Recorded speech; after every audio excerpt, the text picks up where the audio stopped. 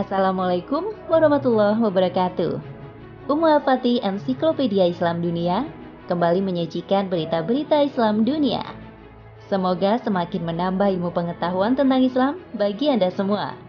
Dan jangan lupa klik subscribe dan notifikasi tombol lonceng agar selalu mendapatkan update terbaru dari channel ini. Rasulullah Shallallahu Alaihi Wasallam menjelaskan, di antara tanda kiamat adalah munculnya Dajjal.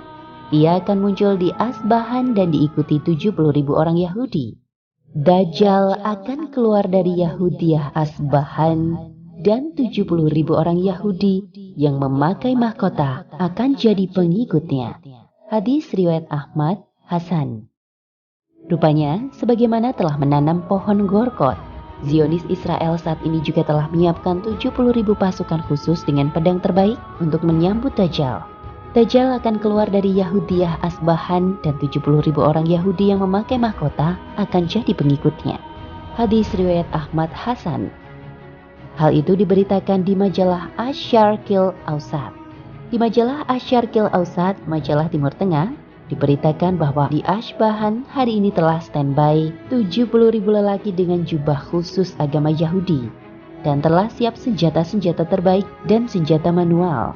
Pedang-pedang terbaik dari besi-besi terbaik sudah siap dan ada di tangan mereka.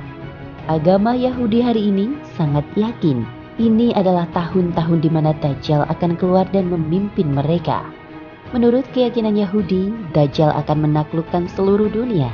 Ini pula yang diyakini oleh Dajjal ketika dia berkata kepada Tamim Ad-Dari, "Ketika saya lepas nanti, maka saya akan taklukkan seluruh kota-kota di muka bumi. Tapi kekuasaannya tidak akan lama, karena ia akan mengepung Al-Mahdi.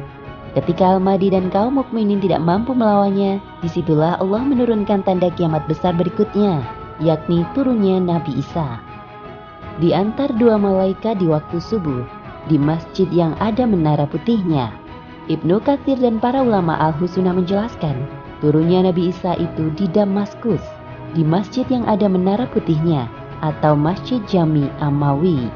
Menurut sejarah, kota-kota di Iran adalah tujuan utama pelarian bangsa Yahudi saat Yerusalem kuno di bumi hanguskan kerajaan Babilonia sekitar 500 sebelum Masehi. Tak mengherankan ketika Yahudi berhasil menganeksasi wilayah Palestina untuk mendirikan negara Israel, mayoritas warga Yahudi di wilayah pendudukan berasal dari kota-kota di Iran, terutama Tehran, Isfahan, dan Hamedan. Warga Yahudi yang eksodus dari Iran diperkirakan mencapai 120.000 orang. Walaupun telah berdiri negara Israel, Iran tidak berarti ditinggalkan. Menurut Komite Yahudi Tehran, saat ini komunitas Yahudi di Iran tersisa 25 hingga 30.000 orang. Terbanyak di Tehran sekitar 15.000 orang. Bagi sebagian Yahudi, Iran memang dianggap tempat suci karena mereka meyakini beberapa nabi dan Bani Israel seperti Nabi Daniel alaihissalam dimakamkan di Iran. Kota Isfahan sendiri bagi Yahudi punya nilai sejarah yang tinggi. Selain dahulu adalah salah satu kota terbesar di dunia, Isfahan adalah kota pengungsian pertama bangsa Yahudi pasca pemusnahan kota Yerusalem. Isfahan di abad pertengahan sempat menjadi ibu kota negara pada masa dinasti Safawiyah beragama Syiah dan dinasti Saljuk.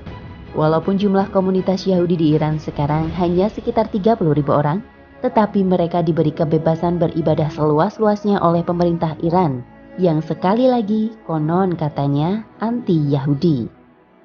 Selama ini kita memang dinina-bobokkan oleh opini yang berkembang bahwa Iran adalah negara anti-Yahudi. Opini yang selama ini kita telan mentah-mentah. Tak banyak yang tahu bahwa sejatinya Iran berkolaborasi dengan Yahudi untuk menghancurkan umat Islam. Munculnya agama Syiah yang merupakan gado-gado Islam, Yahudi dan Majusi yang diciptakan Abdullah bin Saba, seorang Yahudi asal Yaman, merupakan salah satu bukti yang menguatkan chemistry ini. Opini yang digoreng media mainstream internasional yang dikuasai Yahudi nyatanya juga tak pernah terbukti. Kegarangan Iran hanyalah gertak sambal. Iran berkonfrontasi dengan Israel. Demikian juga Amerika Serikat dan sekutunya. tak pernah terbukti menyerang Iran yang diopinikan sering menjadi sasaran kecurigaan Amerika Serikat soal senjata nuklirnya. Iran memang demikian kondusif sebagai kawah candra di muka pasukan militan Yahudi akhir zaman. Semoga yang selama ini mengatakan bahwa Islam dan Syiah hanya beda mazhab segera kembali punya akal agar tidak menjadi bagian dari pendukung pasukan Dajjal. Nah pemirsa, inilah akhir kebersamaan kita. Mohon maaf jika dalam tayangan ini ada tayangan gambar dan narasi yang menyinggung hati.